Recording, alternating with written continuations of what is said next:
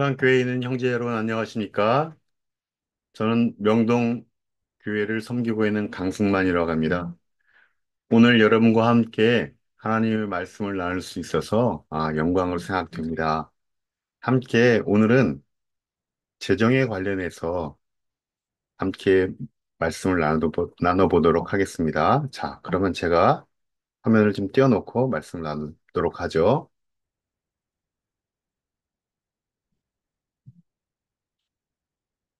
하나님과 올바른 재정. 이러한 제목을 가지고 오늘 하나님의 뜻이 우리 세종 속에 어떻게 묻어 있는지에 대해서 오늘 살펴보고자 합니다. 저는 다음과 같은 목차를 가지고서 여러분과 함께 나누려고 하는데요. 재정은 하나님께 속한 것이다. 재정의 목적은 하나님의 뜻을 이루는 것에 있다. 어려움 속에서도 하나님을 신뢰하자. 그리고 구약에 있는 엘리야와 사르밧 과부의 이야기를 좀 하면서 우리가 실천해야 될 것이 무엇인지 잠시 살펴보고자 합니다. 자, 재정 문제는 우리 삶의 매우 중요한 부분을 차지하고 있습니다. 우리가 돈을 벌고 쓰고 저축하면서 살아가고 있죠. 그런데 이 모든 것이 하나님과 어떤 관계로 연결되어져 있을까요? 시편 24편 1편을 보면 땅과 그 안에 가득 찬 것이 모두 주님의 것이라고 말씀하고 계십니다. 즉, 우리의 재정도 하나님께 속한 것이라는 거죠. 이것을 깨닫는 것이 재정 문제를 해결하는 첫 단계라고 저는 말씀하고 싶습니다. 재정은 하나님께 속한 것인데요. 고린도전서 10장 26절은 땅과 거기에 가득 찬 것들이 다 주님의 것이다 라는 말씀을 인용을 하면서 우리의 재정이 하나님께 속한 것이라는 것을 분명히 하고 있습니다. 우리는 다만 이 재정이 하나님의 것을 대신 관리하는 청지기일 뿐이라는 것을 말씀하고 계시는 거죠. 그러면 청지기로서 우리는 어떻게 해야 될까요? 우리가 가진 모든 것이 하나님의 것이다. 라고 이것을 인정하는 태도가 중요합니다. 그분의 뜻에 따라서 관리를 해야겠죠. 내 마음대로 가져가서는 안 되는 것입니다. 청지기로서 우리는 하나님께 우리가 맡겨주신 재정을 올바르게 관리하고 사용해야 될 것입니다. 마태복음 25장 21절에 보면은 그래서 이렇게 청지기로서 잘한 종들에게 하나님은 잘했다. 착하고 신실한 종아. 이렇게 칭찬해 주십니다. 우리는 하나님께서 맡기신 재정을 충실히 관리하고 그분께 인정받는 종이 되어야겠습니다. 그러면 재정을 우리에게 주신 목적은 무엇일까요? 디모데전서 6장 17절부터 19절에 있는 말씀을 제가 읽어보겠습니다. 그대는 이 세상의 부자들에게 명령하여 교만해지지도 말고 덧없는 재물에 소망을 두지도 말고 오직 우리에게 모든 것을 풍성히 주셔서 즐기게 하시는 하나님께 소망을 두라고 하십시오.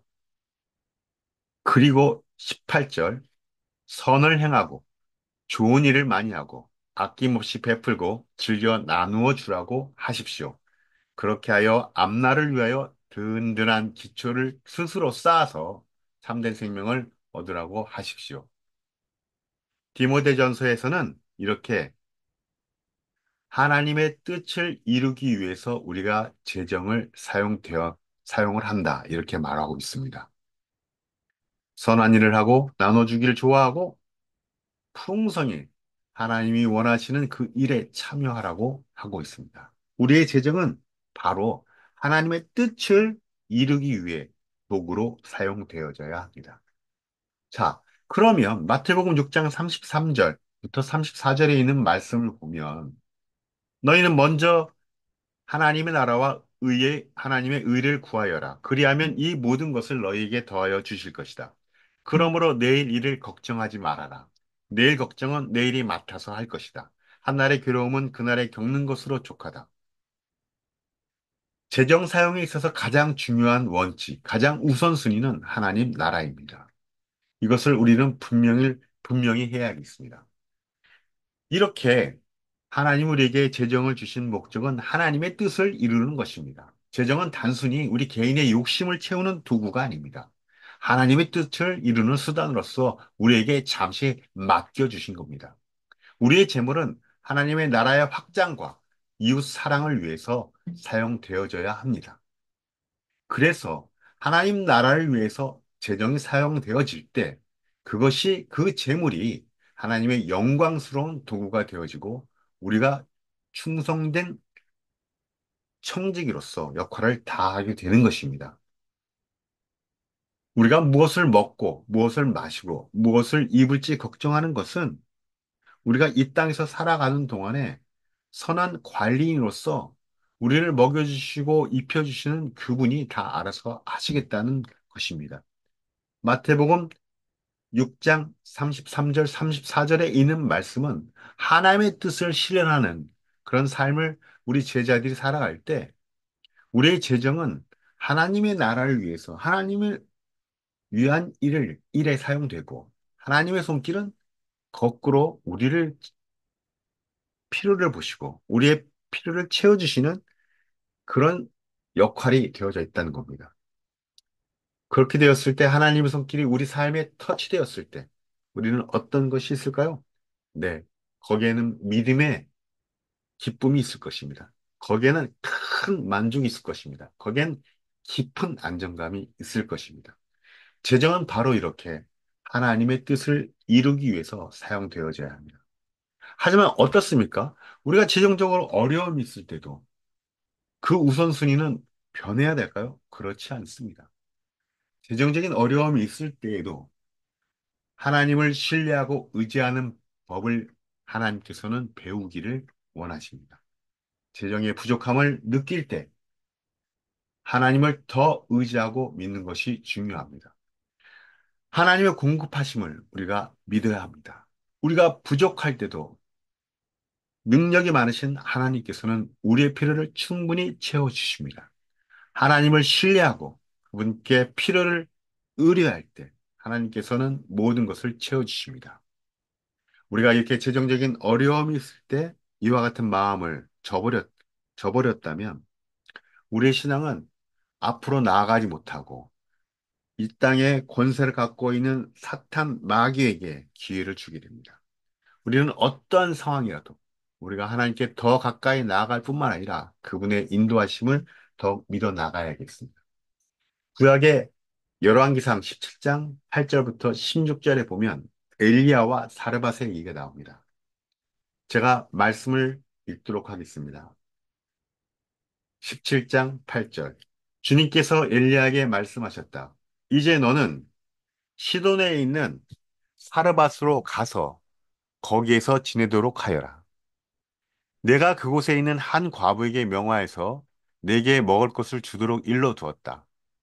엘리야는 곧 일어나서 사르밧으로 갔다. 그가 성문 안으로 들어섰을 때 마침 한 과부가 땔감을 줍고 있었다.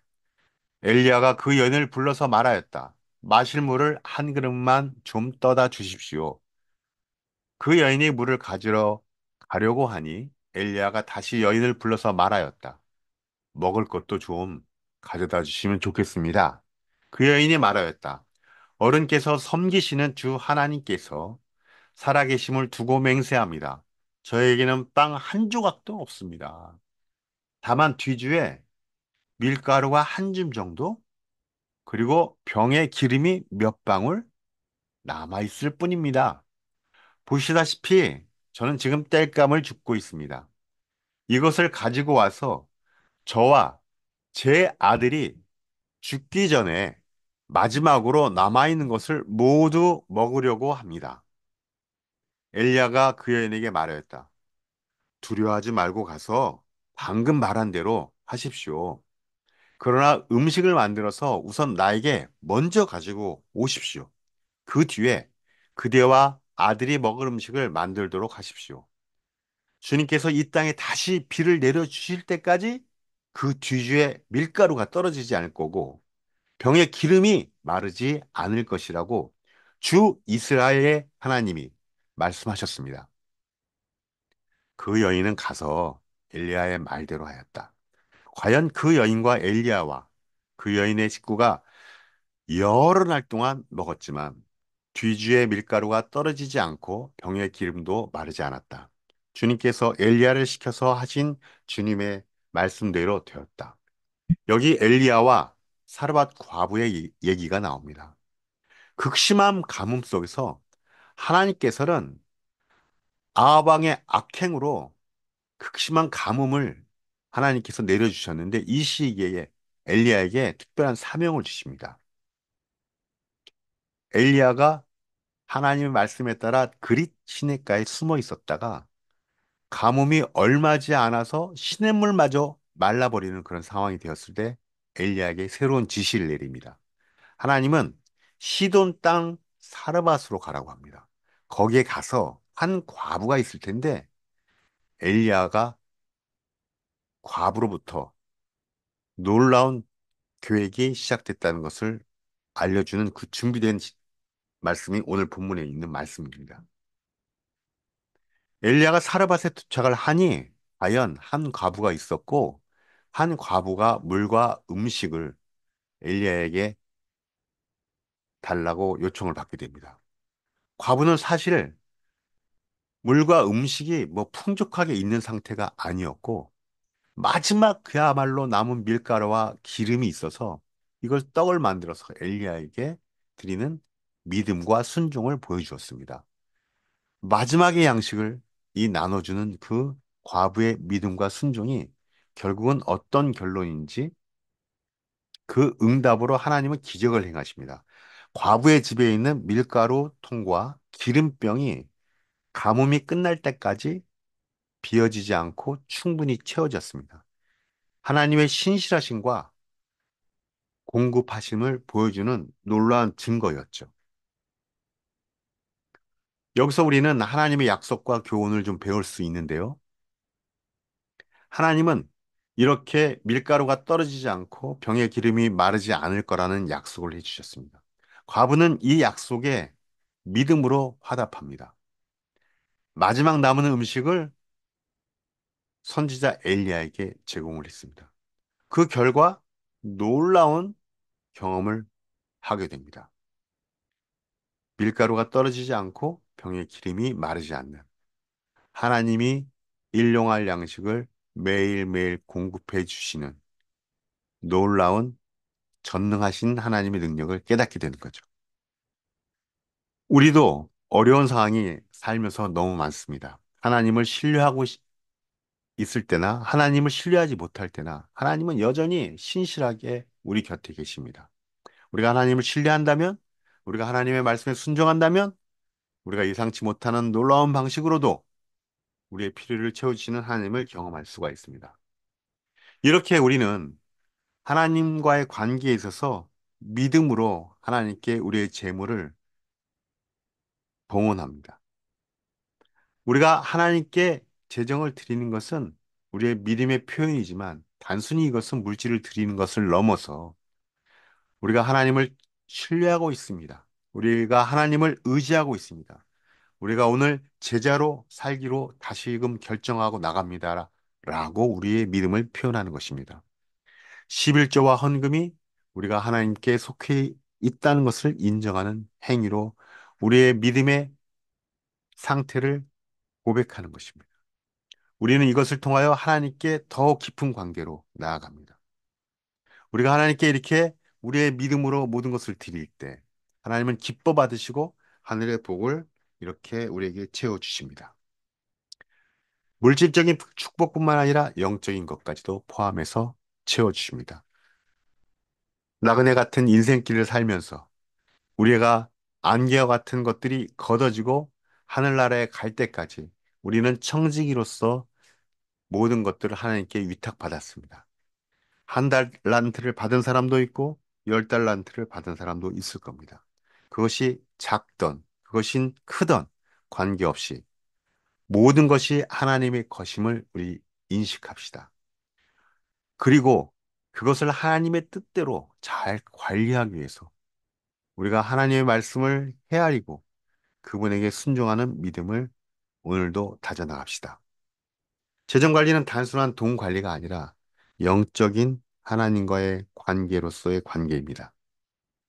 어떻게든 우리가 하나님 앞에 잘했다 칭찬받는 그런 사람들이 되어야 할 것입니다. 말씀을 마치겠습니다. 하나님과 올바른 재정 관계를 우리가 정립하고 우리의 삶의 모든 영역에서 하나님의 우선순위를 잊지 맙시다.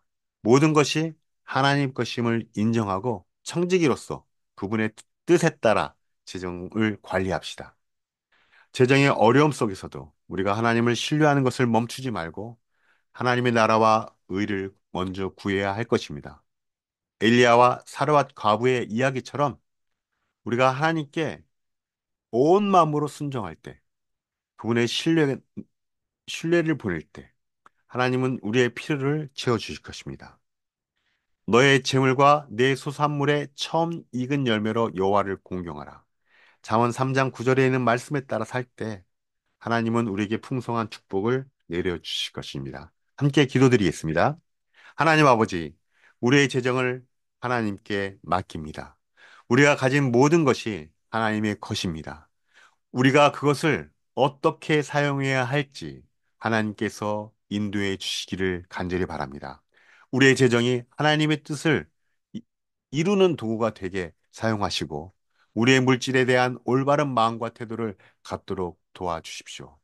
어려운 시기에도 우리가 하나님을 신뢰하며 모든 필요가 하나님께서 채워주신 것을 믿고 나가겠습니다.